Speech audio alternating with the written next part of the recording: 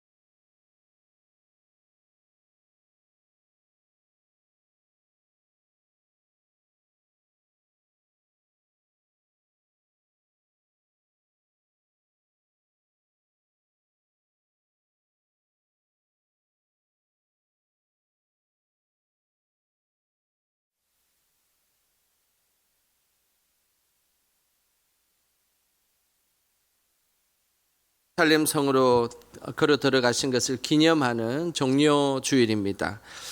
지금도 고난주간 전날 오늘 전 세계 기독교인들은 종료 주일로 예배를 드리고 있습니다. 이스라엘 예루살렘에는 이 종료 주일에는 매년 수천 명의 사람들이 모여서 예배를 드립니다. 그래서 이 예루살렘에서 주일 행진을 재현하게 되는데요. 이때에 각 언어의 찬양으로 찬양 드리고 종려나무 가지를 흔들게 됩니다. 그러면서 2000년 전 예수님의 모습을 떠올리는 시간을 갖습니다. 남유럽 같은 경우에는 이 스페인과 이탈리아에 해당되는데 예수님을 상징하는 대형 조각상을 수십 명이 어깨에 짊어지고 이렇게 걸어갑니다. 그리고 종려나무도 조각으로 만든 것을 흔드는 시간을 갖습니다. 그리고 남미나 필리핀 같은 경우에는 야자수 잎이나 그리고 코코넛 잎 같은 것을 엮어서 흔들면서 어린아이부터 어른에 이르기까지 호산나 찬송하리로다 라고 외치며 주님의 그 종료주일을 기념하고 있습니다. 우리 염강교회도 오늘 종료주일을 보내고 있는데요.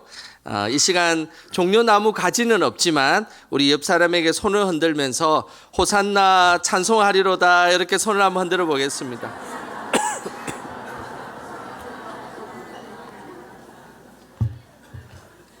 예.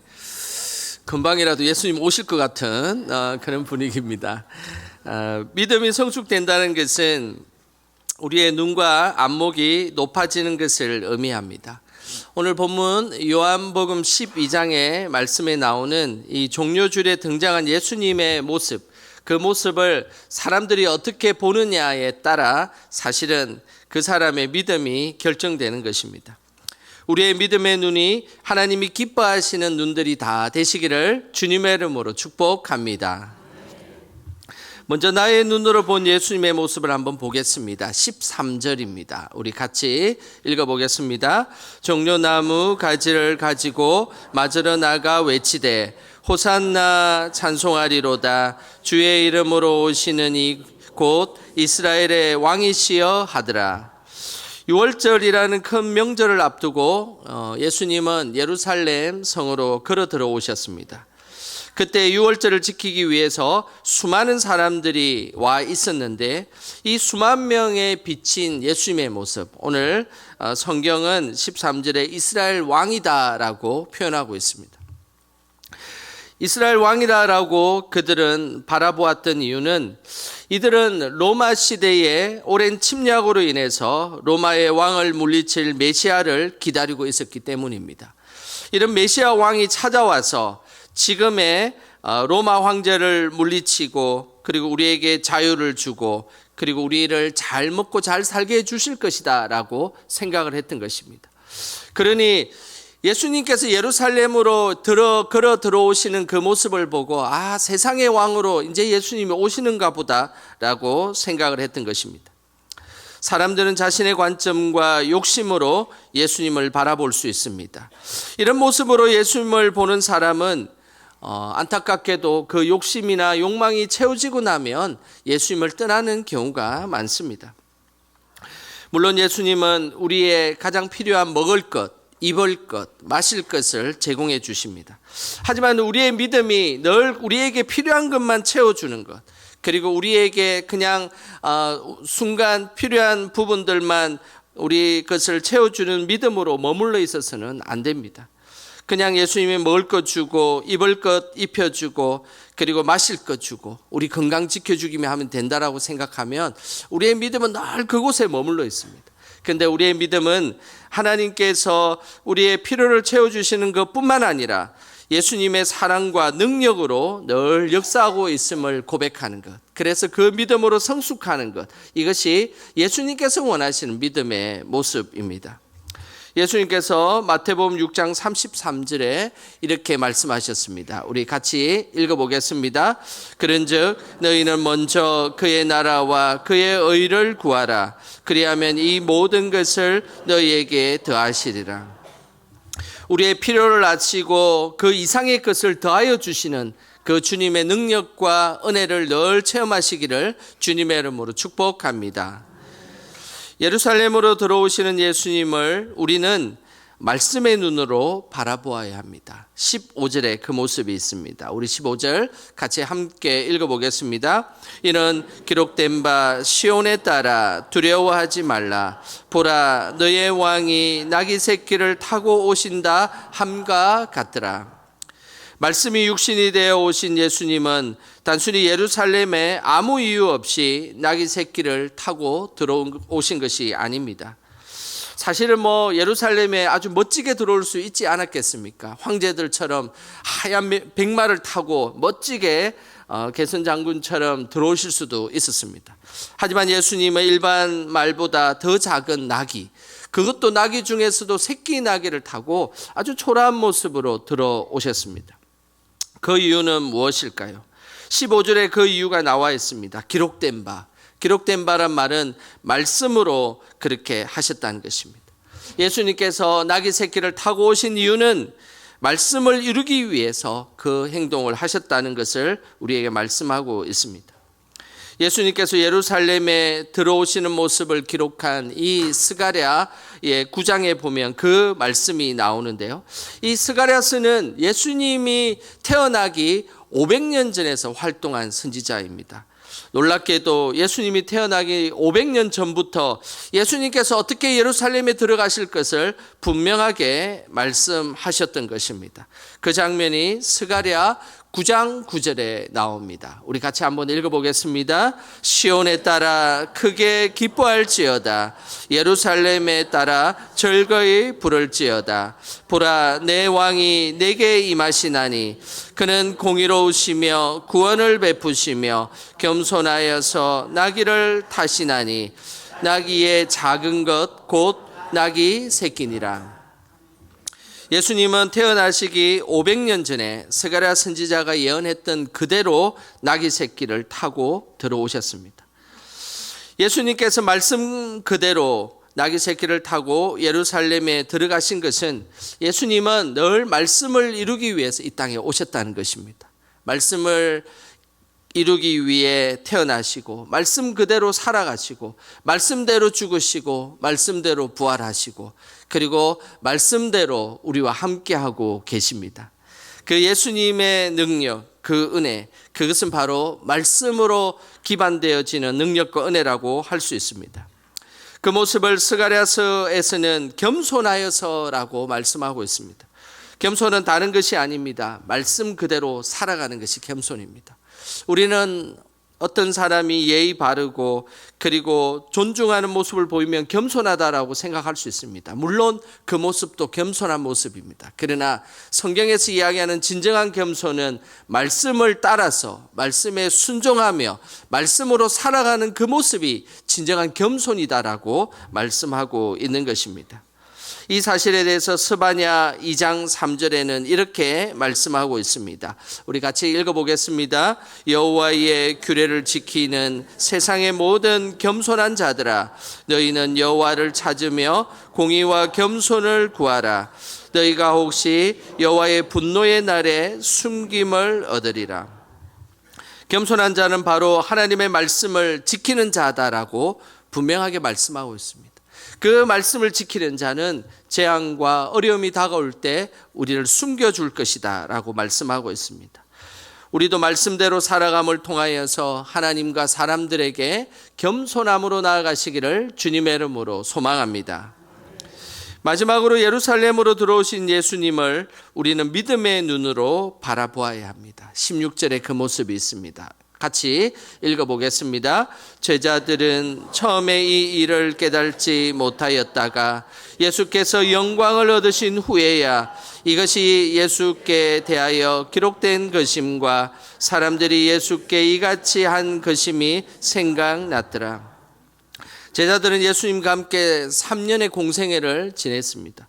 그리고 예루살렘에 입성하실 이때에 같이 나귀 새끼 옆에서 걸어가고 이렇게 같이 다 움직였습니다. 그런데 그렇게 지내고 움직였지만 도대체 예수님이 왜 그런 일을 하는지는 제대로 이해하지 못했습니다. 나중에 믿음의 눈이 열렸을 때 그제서야 그 이유 때문에 예수님께서 예루살렘에 들어오셨다라는 사실을 알게 되었던 것입니다. 우리도 마찬가지입니다. 우리의 믿음의 눈이 열려야 신앙생활이 이해가 갑니다. 지금 이 순간은 좀 이해가 안 될 수도 있습니다. 그리고 그런 순간 너무 걱정하지 마시길 바랍니다. 나중에 믿음의 눈이 열리게 되면 다 이해하게 되어 있습니다. 성령께서는 많은 일을 하시는데 특별히 성령께서 하시는 일 중에 평소에 말씀을 깨닫지 못할 때에 우리를 깨닫게 하시고 생각나게 하시는 일을 하십니다. 그 모습이 요한복음 14장 26절에 잘 나와 있습니다. 우리 같이 한번 읽어보겠습니다. 보혜사 곧 아버지께서 내 이름으로 보내실 성령 그가 너희에게 모든 것을 가르치고 내가 너희에게 말한 모든 것을 생각나게 하리라. 우리는 당장 하나님의 뜻을 모르고 하나님의 말씀이 어떨 때는 이해되지 않을 때가 있습니다. 그러나 너무 조급해하지 마시길 바랍니다. 성령께서 때가 되면 그 말씀을 이해하게 하시고 그리고 생각나게 하실 것입니다. 제자들은 처음에 예수님께서 예루살렘에 들어오셨을 때에 왜 새끼 나귀를 타고 오셨는지, 그리고 왜 예수님이 죽으려고 하시는지, 그리고 3일 만에 왜 부활하시는지 아무것도 이해할 수 없었습니다. 그러나 오순절 마가의 다락방에서 성령이 그들에게 임하자 그 모든 것이 말씀을 이루기 위해, 우리를 사랑하기 위해, 우리를 구원하기 위해 그 놀라운 은혜를 펼쳐주셨다는 것을 그들이 깨닫게 되었던 것입니다. 오늘은 종료주일입니다. 말씀을 통해 믿음의 눈으로 예수님을 바라보시길 바랍니다. 그러면 우리를 구원해 주시기 위해 예수님께서 영광의 걸음으로 우리에게 온다는 사실을 이해하게 될 것입니다. 항상 말씀을 통해 믿음의 눈으로 우리의 삶을 바라봄으로 우리에게 친히 걸어오시는 그 예수님을 영광스럽게 맞이하며 우리의 믿음도 한층 더 성장되기를 주님의 이름으로 축원합니다. 기도하겠습니다. 하나님 아버지, 부족한 우리를 위해 십자가로 구원의 길을 열어주셔서 감사드립니다. 우리에게 말씀의 눈과 믿음의 눈을 열어주셔서 예수님을 온전히 바라보는 우리들이 되게 하옵소서. 우리 영광의 모든 세대마다 예수님을 온전히 사랑하게 하옵소서.